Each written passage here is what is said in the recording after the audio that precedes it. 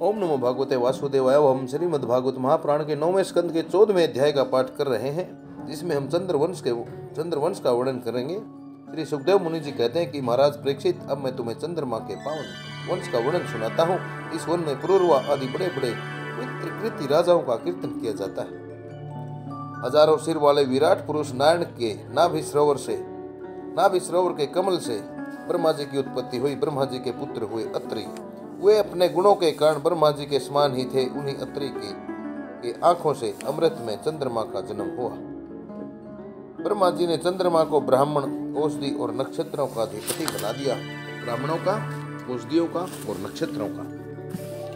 उन्होंने तीनों लोकों पर विजय प्राप्त की और राजसूय यज्ञ भी किया। इससे उनका घमंड बहुत बढ़ गया और उन्होंने बलपूर्वक बृहस्पति की पत्नी तारा को भी हर लिया। देवगुरु बृहस्पति ने अपनी पत्नी को लौटा देने के लिए उनसे बार बार याचना की, परंतु वे इतने मत वाले हो गए कि उन्होंने किसी प्रकार उनकी पत्नी को नहीं लौटाया। जब ऐसी परिस्थिति पैदा हो गई तो उसके लिए देवता और दानवों में घोर संग्राम छिड़ गया। शंकराचार्य जी ने बृहस्पति के द्वेष से असुरों के साथ चंद्रमा का पक्ष ले लिया और महादेव जी ने स्नेह व समस्त भूत गणों के साथ अपने विद्या गुरु अंगिरा के पुत्र बृहस्पति का पक्ष लिया। देवराज इंद्र ने भी समस्त देवताओं के साथ अपने गुरु बृहस्पति जी का ही पक्ष लिया। इस प्रकार तारा के निमित्त से देवता और असुरों का संहार करने वाला घोर संग्राम हुआ। हो भी क्यों ना, संग्राम जगह जगह देवताओं और राक्षसों असुरों का ही होता आया है।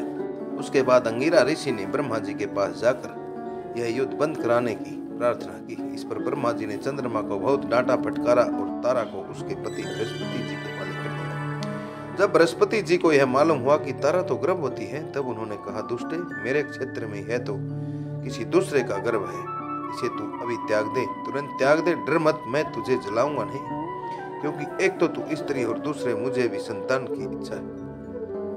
देवी होने के कारण तू निर्दोष भी है ही। अपने पति की बात सुनकर तारा अत्यंत लज्जित हुई। उसने सोने के समान चमकता हुआ एक बालक अपने गर्भ से अलग कर दिया। उस बालक को देखकर बृहस्पति और चंद्रमा दोनों ही मोहित हो गए और चाहने लगे कि यह हमें मिल जाए। अब वे एक दूसरे से इस प्रकार जोर जोर से झगड़ा करने लगे, यह तुम्हारा नहीं मेरा। ऋषियों और देवताओं ने तारा से पूछा कि यह किसका लड़का है, परंतु तारा ने लज्जावश कोई उत्तर न दिया। बालक ने अपनी माता की झूठी लज्जा से क्रोधित होकर कहा, दुष्टे, तू बतलाती क्यों नहीं? तू अपना कुकर्म मुझे शीघ्र से शीघ्र बतला दे। उसी समय ब्रह्मा जी ने तारा को एकांत में बुलाकर बहुत कुछ समझा बुझा कर पूछा। तो तारा ने धीरे से कहा, चंद्रमा। इसलिए चंद्रमा ने उस बालक को ले लिया। परीक्षित, ब्रह्मा जी ने उस बालक का नाम रखा बुद्ध, क्योंकि उसकी बुद्धि बड़ी गंभीर थी। ऐसा पुत्र प्राप्त करके चंद्रमा को बहुत आनंद हुआ। परीक्षित, बुद्ध के द्वारा इला के गर्भ से पुरुरवा का जन्म हुआ। परीक्षित, बुद्ध के द्वारा इला के गर्भ से पुरुरवा का जन्म हुआ। इसका वर्णन मैं पहले ही कर चुका हूँ। एक दिन इंद्र की सभा में देव ऋषि नारद जी पुरुरवा के रूप, गुण, उदारता, शील, स्वभाव, धन, संपत्ति और पराक्रम का गान कर रहे थे। उन्हें सुनकर उर्वशी के हृदय में काम भाव का उदय हो आया और उससे पीड़ित होकर वह देवांगना उर्वा के पास चली गई। यद्यपि उर्वशी को मित्रा वरुण के शाप से ही मृत्यु लोक में आना पड़ा था, फिर भी पुरुष शिरोमणि पुरुरवा मूर्तिमान कामदेव के समान सुंदर हैं, यह सुनकर सुंदरी उर्वशी ने धैर्य धारण किया और वह उनके पास चली आई। देवांगना उर्वशी को देखकर राजा पुरुरवा के नेत्र हर्ष से खिल उठे। उनके शरीर में रोमांच होया। उन्होंने बड़ी मीठी वाणी से कहा, राजा पुरुरवा ने कहा, सुंदरी, तुम्हारा स्वागत है, बैठो, मैं तुम्हारी क्या सेवा करूं? तुम मेरे साथ विहार करो और हम दोनों का यह विहार अनंत काल तक चलता रहे। उर्वशी ने कहा, राजन, आप सौंदर्य के मूर्तिमान स्वरूप हैं। भला ऐसी कौन कामिनी है जिसकी दृष्टि और मन आप आसक्त न हो जाए, क्योंकि आपके समीप आकर मेरा मन रमण की इच्छा से अपना धैर्य खो बैठा है। राजन, जो पुरुष रूप, गुण आदि के कारण प्रशंसनीय होता है, वह स्त्रियों को अभिष्ट होता है, बड़ा प्रिय होता है। अतः मैं आपके साथ अवश्य विहार करूंगी, परंतु मेरे प्रेमी महाराज, मेरी एक शर्त है। मैं आपको धरोहर के रूप में भेड़ के 2 बच्चे सौंपती हूँ, आप इनकी रक्षा करना।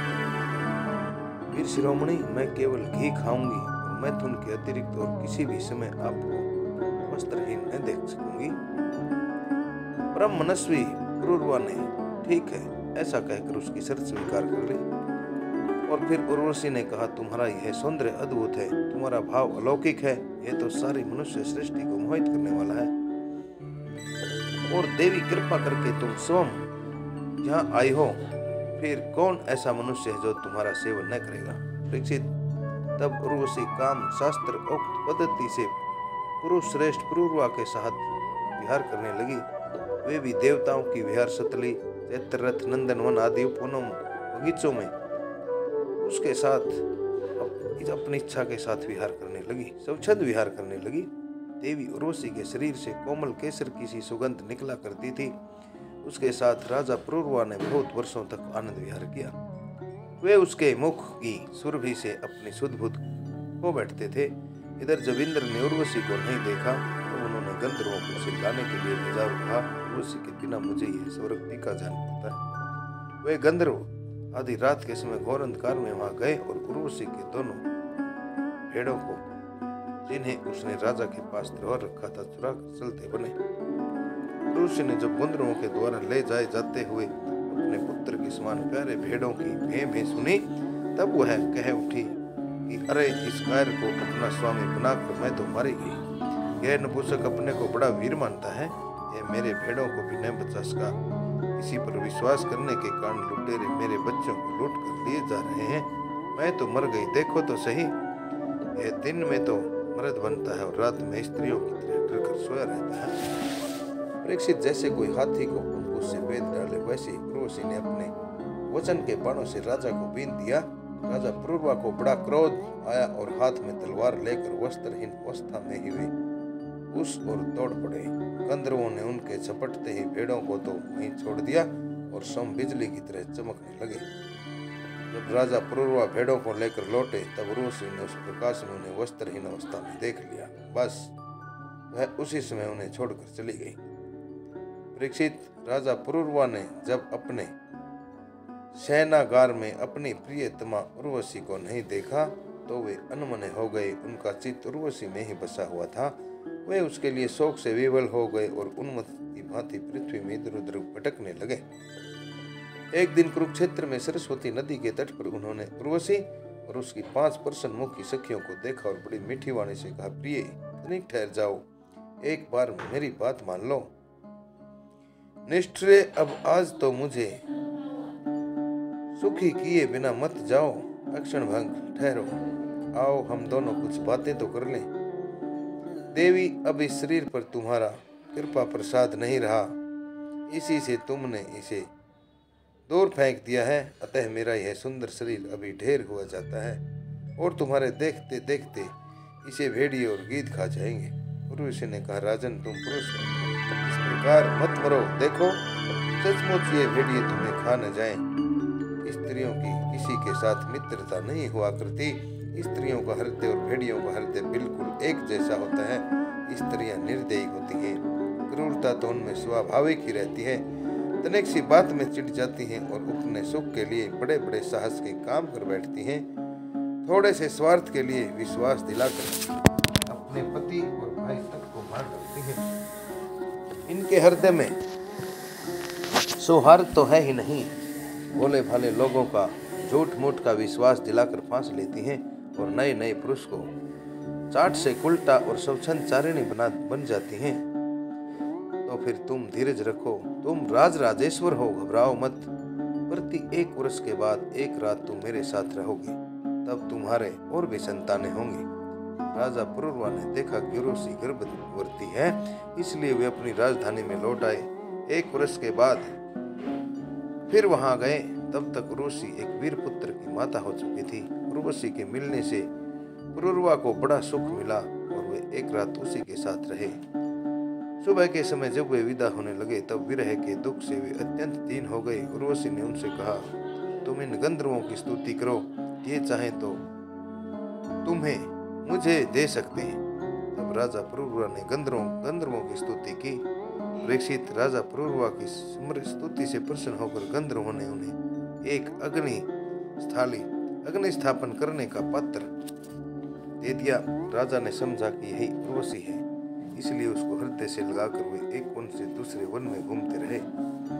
जब उन्हें होश हुआ तब वे स्थाली को वन में छोड़कर अपने महल में लौट आए और रात के समय उर्वशी का ध्यान करते रहे। इस प्रकार जब त्रेता युग का प्रारंभ हुआ तब उनके हृदय में तीनों वेद प्रकट हुए। फिर वे उस स्थान पर गए जहां उन्होंने वह अग्निस्थाली छोड़ी थी। अब उस स्थान पर समी वृक्ष के गर्भ में एक पीपल का वृक्ष उगा था। उसे देखकर उन्होंने उससे 2 अरणियां मंथन काष्ठ बनाई। फिर उन्होंने उर्वशी लोक की कामना से नीचे की अरण्य को उर्वशी, ऊपर की अरण्य को पुरूरवा और बीच की काष्ठ को पुत्र रूप से चिंतन करते हुए अग्नि प्रज्वलित करके मंत्रों से मंथन किया। उनके मंथन से जात वेदा नाम का अग्नि प्रकट हुआ। राजा पुरूरवा ने अग्नि देवता को त्रिविद्या के द्वारा आहवनीय, गार्हपत्य और दक्षिणाग्नि इन 3 भागों में विभक्त करके पुत्र रूप में स्वीकार कर लिया। फिर उर्वशी लोक की इच्छा से पुरूरवा ने उन तीनों अग्नियों द्वारा सर्वदेव स्वरूप इंद्रियातीत यज्ञपति भगवान श्री हरि का यजन किया। परीक्षित, त्रेता के पूर्व सत्य युग में एकमात्र प्रणव ओंकार ही वेद था। सारे वेद शास्त्र उसी के अंतर्भूत थे। देवता थे एकमात्र नारायण और कोई नहीं था। अग्नि भी 3 नहीं केवल एक था और वर्ण भी केवल एक हंस ही था। परीक्षित, त्रेता के प्रारंभ में पुरूरवा से ही वेद त्रयी और अग्नि त्रयी का आविर्भाव अर्थात जन्म हुआ है। राजा पुरूरवा ने अग्नि को संतान रूप से स्वीकार करके गंधर्वलोक की प्राप्ति की। इस प्रकार श्रीमद् भागवत महापुराण के 9वें स्कंद का यह 14वां अध्याय आप सभी श्रोताओं द्वारा सुना गया। अब अगले 15वें अध्याय में हम सुनेंगे ऋजिक, जमदग्नि और परशुराम के चरित्र के बारे में। श्रीमद् भागवत महापुराण जैसा कि सर्वविदित है एक सनातन महापुराण है, जिसे आप तक ओम नमो नारायण चैनल द्वारा संस्कृत से हिंदी में रूपांतरित करके प्रस्तुत किया जा रहा है। कृपया इसकी पुण्यमयी कथाओं को अवश्य सुने, अन्यों को भी सुनाए और चैनल को अवश्य सब्सक्राइब करके पुण्य के भागी बने। इन्हीं शब्दों के साथ नरेंद्र कौशिक का आप सभी को ओम नमो भगवते वासुदेवाय, ओम नमो भगवते वासुदेवाय, ओम नमो भगवते वासुदेवाय।